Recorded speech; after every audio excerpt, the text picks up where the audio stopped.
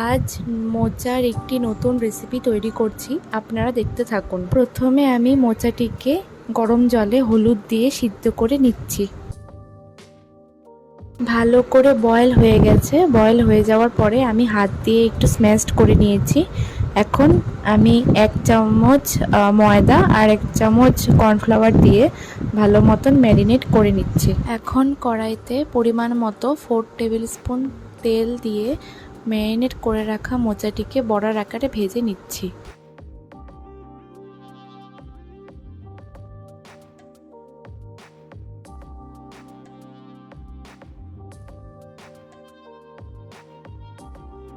বড়াগুলো ভালো মতন ভেজে নেওয়ার পর আমি এখানে গোটা গরম মশলা ফোড়ন দেব আর তার সাথে 2টো তেজপাতা।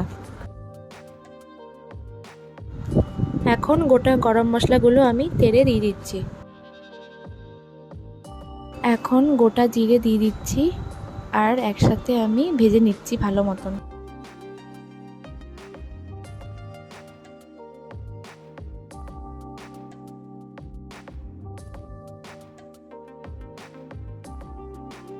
এখন একটু হলুদ দিয়ে দিচ্ছি।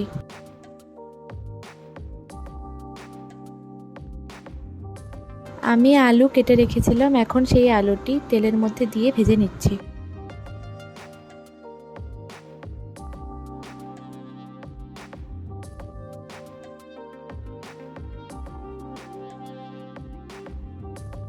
আলুটি কিছুক্ষণ ভালো মতন ভেজে লাল লাল করে নিতে হবে।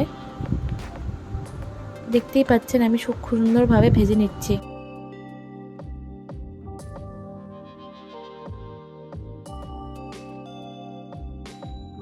এখন 1 টিস্পুনের মতন তেল আমি দিয়ে দিচ্ছি।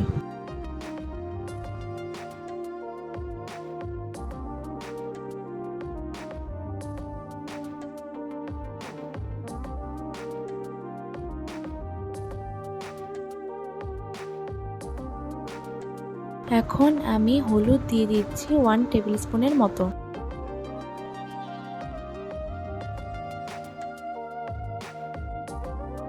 এখন আমি স্বাদ মতন নুন দিয়ে দিচ্ছি আর আপনারাও আপনাদের মতন নুনটা দিয়ে দেবেন।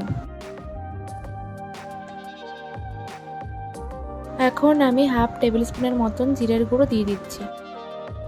সব মশলা দিয়ে দেওয়ার পর এখন আমি ভালো মতন কষিয়ে নিচ্ছি।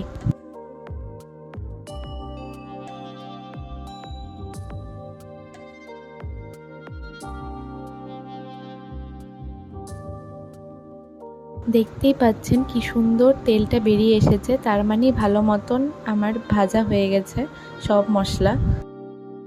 এখন আমি আগে থেকেই 6টি কাঁচা লঙ্কা চিড়ে কেটে রেখেছিলাম, ওটি এখন আমি ঝোলের মধ্যে দিয়ে দিচ্ছি।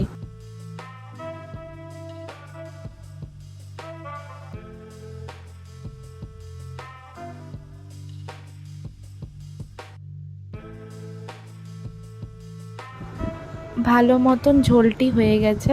এখন আমি মোচার ভেজে রাখা বড়াগুলো এই ঝোলের মধ্যে দিয়ে দিচ্ছি।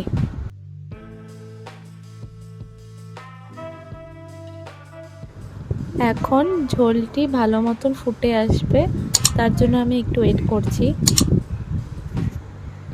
আপনারা এই রেসিপিটি অবশ্যই একবার বাড়িতে ট্রাই করে দেখবেন, খুব ভালো লাগবে। দেখতেই পাচ্ছেন এই মোচার বড়ার রেসিপিটি সম্পূর্ণভাবে তৈরি।